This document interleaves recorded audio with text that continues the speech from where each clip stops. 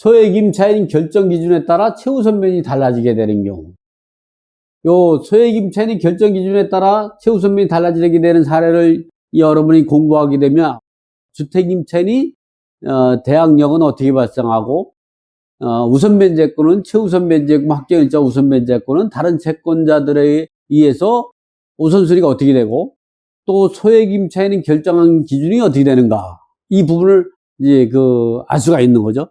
자, 먼저 이러한 우리가 소액 임차인 결정 기준에 따라 최우선면이 어떻게 달라지는가, 이거를 공부하기 전에 우리가 뭘 알아야 되냐, 배당에서 왕 중의 왕인 특별 우선 채권을 알아야 된다. 이 특별 우선 채권은 배당에서 1순위부터 10순위까지 우선 변제권이 주어지게 되는데, 그 중에 1순위로 배당하는 1순위 배당받을 채권, 2순위 배당받을 채권, 3순위 배당받을 채권, 이 1순위가 필요비, 유익비, 상환 청구권, 이거는 경매 절차에서 배당 요구하지 않으면 유치권이라고 했죠. 낙찰자에게 청구할 수 있는 거예요. 그거 안 주면 주택인도를 거부할 수 있는 권리가 있는 거죠. 그 다음에 최우선 변제금 있죠. 이러한 최우선 변제금 같은 경우는 첫째, 주택 임차인의 소액 보증금 중 일정액, 두 번째는 상가, 건물, 임차인의 소액 보증금 중 일정액, 세 번째는 근로자의 임금, 채권 중 일정액. 이 주택 임차인은 경매 기입등 이전에 대항력이 발생해서 현행법상 소액 임차인이라든가 저당권부 채권을 기준으로 해서 소액 임차인에 해당되면 주택가액의 2분의 1은 최우선을 받고, 상가 건물 같은 경우도 현행법상 소액, 원칙적으로는 현행법상 소액 임차 보증 일정액이 현행법상 소액 임차인이면 최우선을 받는 게 원칙이지만, 외적으로 저당권부 채권이 있다면, 즉 소액 임차인 결정 기준에 해당되는 저당권부 채권이 있다면 그걸 기준으로 하나하나 따져봐야 된다.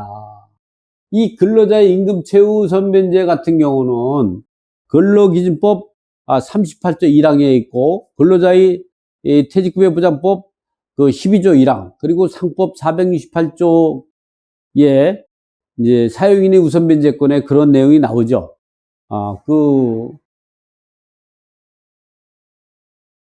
1항은 일반 임금에 대해 있고 2항은 최우선 변제에 대해, 근로기준법 38조 2항이 최우선 변제에 해당이 되고, 근로자의 퇴직급여보장법 12조 2항이 최우선 변제, 1항은 일반 임금인데, 이제 그리고 상법 468조 1항에 그런 내용이 나와요. 그러면 최종 3개월치 통상임금을 최우선 변제, 그걸 벗어나는 건 4개월부터 벗어나는 건 일반 임금이죠. 최종 이제 3년치 퇴직금을 갖다가 우리가 최우선 변제를 그죠. 재보상금은 이제는 재보상법이 발전해 있기 때문에 재보상금에 의해서 이 보상을 받는 사람은 최우선 변제를 해서 배제하도록 되어 있죠, 법에. 아주. 또 3순위는 당해세입니다. 이 당해세 같은 경우는 이제 국세, 지방세가 있죠. 국세 같은 경우는 상속세, 증여세, 종부세 이런 것들이 나오고, 지방세는 재산세, 자동차세 이런 것들이 있죠. 이런 것들이 있으면 배당에서 1순위로 1, 2, 3순위로 배당을 받게 된다. 자, 그럼 여기서 이 물건을 갖고 배당을 하는데, 배당 금액이 얼마냐면은 경매 비용을 빼가지고 주택가액이 3억 9,200만 원, 이게 이 금액이죠. 이 금액 갖고 3억 9,200만 원, 요 금액 갖고 3억 9,200만 원 갖고 배당을 해보면 1순위가 필요비 유익비가 있는가를 살펴보니까 없어요. 대부분이 필요비 유익비 같은 경우는 경매나 공매 절차에서 거의 없죠. 없어요. 법에만 있지만 가끔, 아주 가끔 나오죠. 가끔 발생하는 거죠. 그러면 두 번째는 1순위 필요비 육비가 없으니까 2순위로 배당받는 최우선 면제. 요 주택이니까 주택 임차인이 최우선 면제는 있는데 상가 임차인은 없어요. 근로자 임금 채권이 있는가 봤더니 근로자 임금 채권도 없어요. 그럼 여기서 주택 임차인이 최우선 면제가 발생하겠죠. 그 주택 임차인이 최우선 면제를 보니까 원칙적으로는 배당 시점으로 현행법상 소액보증금 일정액을 받는 게 원칙이나 외적으로 저당권부 채권이 있다면 저당권부 채권을 기준으로 해서 저당권부 채권이 예측하지 못했던 손실을 보지 않게 하기 위해서 저당권 설정 당시를 기준으로 해서 소액보증금 일정액이냐를 따져서 소액임차인이 소액보증금을 범위를 벗어나면 저당권부 채권이 우선하는 거고 그 범위 내에 있다면 저당권부 채권보다 우선해서 최우선을 받게 되는 거죠. 즉 이렇게 되는 거죠. 이 2007년 그 5월 20일 날이다. 근저당이. 그러면 이게 2001년 9월 15일부터 2008년 8월 20일 사이에는 4천만 원 이하일 때에 소액보증금이 4천만 원 이하일 때에 1600을 이 근저당권자가 받는다는 걸 알고 이제 최우선 면제를 공제하고 나머지 담보 여력을 갖고 대출을 실행했어요. 이 4천만 원 이하인 사람이 주택가액의 2분의 1 범위 내에서 1600을 받는 거는 이 저당권부 채권이 예측했던 손실이에요. 그러면 이 근저당권을 소액임차인이 결정 기준으로 해서 4천만 원 이하의 임차인은 1600을 받을 수 있다. 이렇게 설명하는 거예요. 자, 그래서 1순위로 4천만 원 이하의 임차인을 찾아보니까 박술지는 6,500만 원이요. 소액임차인이 아니죠. 여기에 대항할 수 있는. 김철수도 6천이요. 안영철도 있었죠. 그러나 우선명의를 보니까 4천이요. 우선명의는 이 근저당권을 소액임차인 결정 기준으로 해서 근저당보다 우선해서 최우선 면제를 받을 수 있는 1600을 받을 수 있는 주택가액의 2분을 보면서 받을 수 있는 권리가 있어. 그래서 1순위로 우선명 1600만 원 최우선 변제금. 이럴 때 소액 임차인 결정 기준은 누구냐?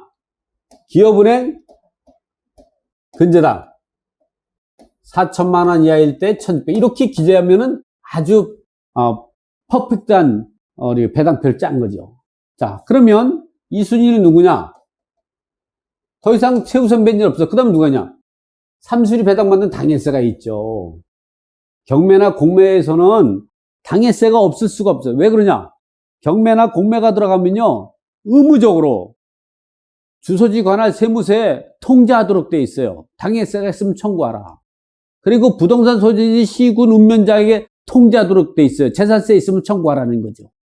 그리고 또 하나 어디라 했냐? 주소지 관할 4대 공과금 기한장에게 통지하죠. 공과금 체납된 게 있으면 청구하라는 거죠. 그렇기 때문에 당해세가 없을 수가 없어요. 이제 당해세 100만 원이라고 해서 재산세 100만 원이 밀렸다 이렇게 해서 3순위로는 더 이상 이제 그러면 3순위는 1순위, 2순위 다 특별우수채권이 다 배당이 됐죠. 그 다음에는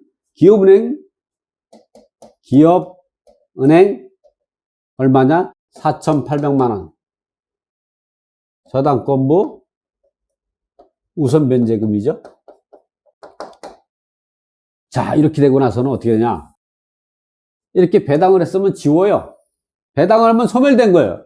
물론 배당금을 받아야 소멸되지만 이게 우리가 예상 배당표를 짜면은 소멸됐다고 지워야 돼. 이거 안 지우면 여러분이 혼란이 있으니까 지워요. 그 다음에 두 번째를 갖고 따지는 거죠.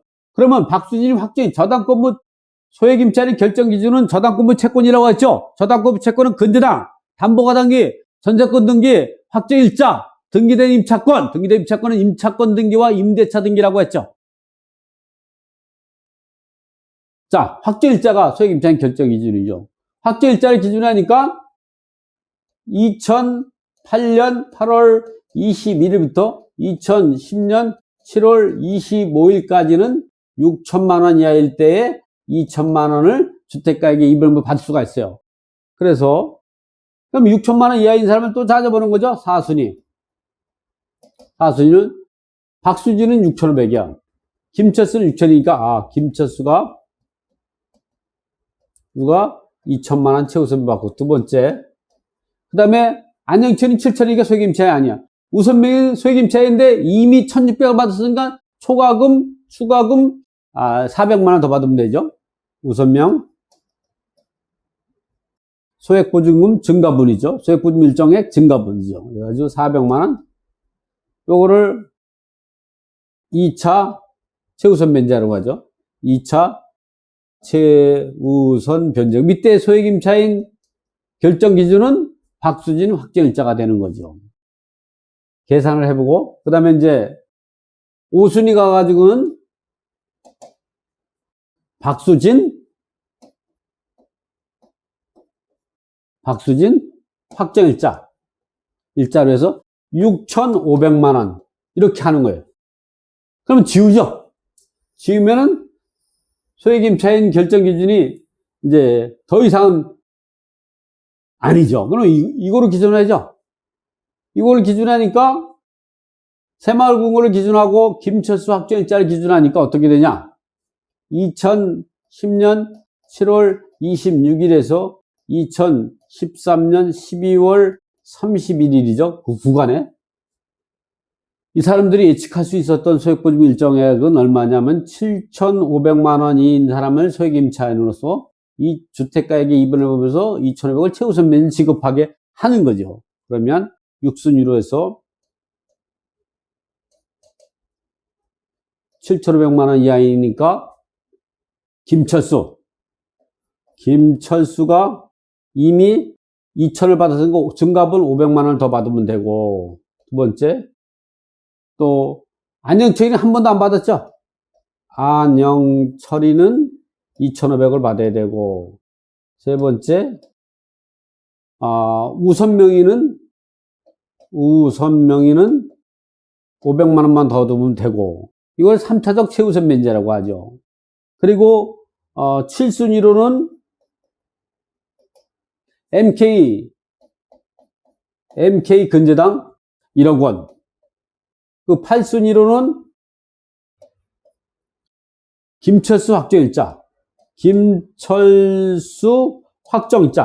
근데 이 김철수 확정일자 2,500 최우선을 받았으니까 3,500이죠?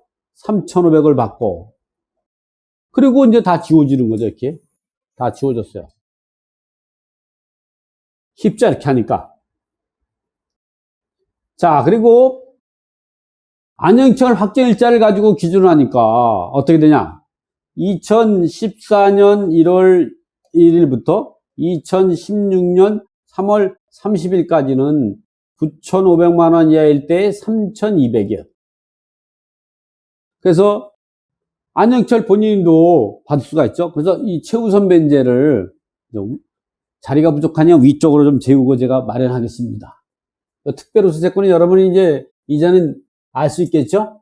자리가 부족하니까 공간을 마련해서. 자, 이번에는 8순위. 이는 일반 안영철이가 3,200을 받은데, 안영철이가 이미 얼마를 받았냐 하면은 2,500까지 받았으니까 700만 원 더 받으면 되는 거죠. 두 번째, 우선명의도 2,500 받았으니까 700만 원 채워 받으면 되죠. 소액임차인 결정 기준은 안영철 확정일자가 되는 거죠. 9순위는 안영철 확정일자. 근데 안영철이가 7,000인데 3,200을 받았으니까 3,800이 되죠? 3,800이 맞겠죠? 7,000에 3,200을 빼면 3,800. 그러면 여기까지 다 된 거예요. 그 다음에 누구를 기준으로 하냐? 그 다음에는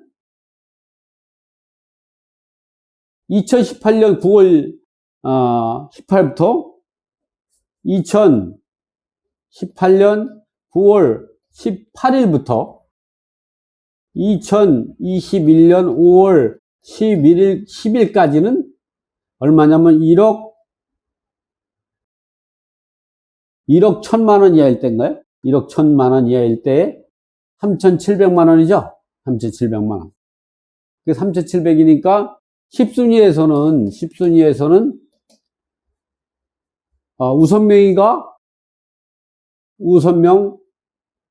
우선명의가 3,700까지 받았는데, 근데 이미 3,200을 받았으니까 500만 원 더 받을 수가 있는 거죠.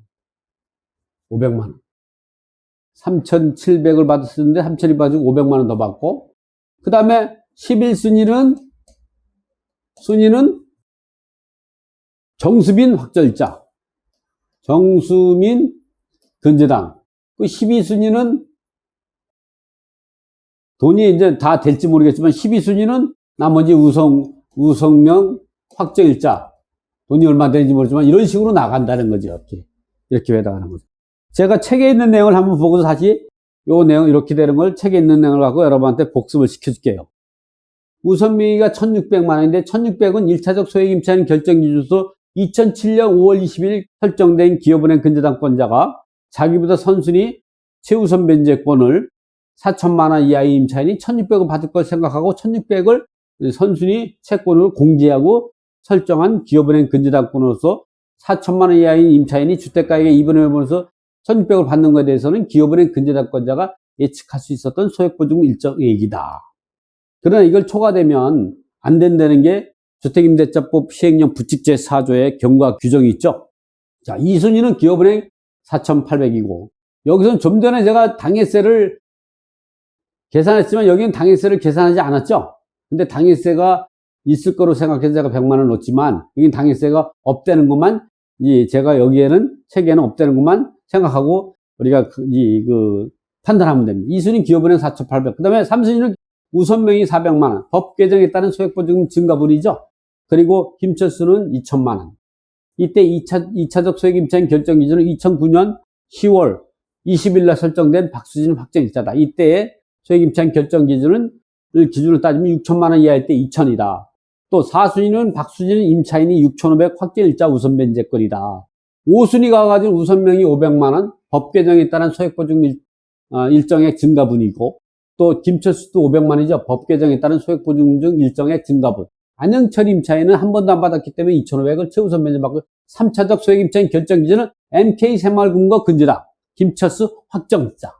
이때는 7,500만 원 이하일 때에 2,500이다. MK 새마을금고와 김철수 확정일자는 2010년 7월 26일부터 2013년 12월 30일에 설정된 이 저당권부 채권 같은 경우는 7,500만 원 이하일 때 2,500을 예측할 수 있던 소액임차 보증 일정액이다. 그래서 이럴 때 이걸 기준할 때는 7,500만 원 이하의 임차인이 주택가격의 2분의 1에서 2,500을 받더라도 이들이 예측할 수 있던 손실이다. 그 다음에 MK 7순위는 김철수 확정일자. 그리고 8순위에 가가지고 우선명의가 700만 원, 법 개정에 따른 소액보증금 일정의 증가분. 그리고 안현철이도 700만 원 더 받게 되고, 이때의 4차적 소액임차인 결정 기준은 안현철 확정일자 9,500만 원에 3,200이다. 그리고 9순위는 안영철 확정이다. 10순위에서 우선명의는 500만 원은 법 개정에 따른 소액보증금 일정의 증가분이다. 최우선면. 이때는 5차적은 현행법상 주택임대차 배당 시점으로 주택임대차 부부동 소액임차 보증 일정액, 즉 2018년 9월 18일부터 2021년 5월 10일까지 1억 1천 이하일 때에 3,700이다. 그리고 나머지는 11순위는 정수민 근저당이 1,200만 원 배당받고 배당이 종결된다. 이렇게 우리가 소액임차인의 결정 기준에 따라서 이 최우선 변제 금액이 여러 번에 거쳐서 받게 되죠. 그래서 우리가 소액임차인 결정 기준은 우리가 특별우수 채권이 필요 1순위가 필요비 6비, 2순위가 이 주택임차인이 최우선 변제, 상가임 건물의 임차인이 최우선 변제, 근로자 임금 최우선 변제가 있지만 그 중에서 주택임차인이 최우선 변제하고 상가임차인이 최우선 변제는 확정되지 않아요. 원칙적으로는 배당 채권이 소멸되는 배당 시점으로 최우선 변제 소액보증금 일정액을 받는 것이 원칙이나, 외적으로 저당권부 채권이 있다만 저당권부 채권이 예측하지 못했던 손실을 보지 않게 하기 위해서, 즉 주택임대차법 시행령 부칙 제4조의 규정에 따라서 법 개정 전에 설정된 저당권부 채권에 대해서 법 개정 이후에 소액 임차인이 우선하지 못한다는 이 경과 규정에 따라 가지고 소액 임차인의 결정 기준을 갖게 되는 거죠. 그리고 따라서 저당권부 채권의 설정 연도에 따라서 소액임차인 결정 기준에 의해서 이렇게 다양하게 최우선 면제가 여러 번에 나오게, 이 5차적 최우선 면제가 나오게 된다. 여기까지 소액임차인 결정 기준에 따라서 우리가 배당하는 방법을 공부해 봤습니다.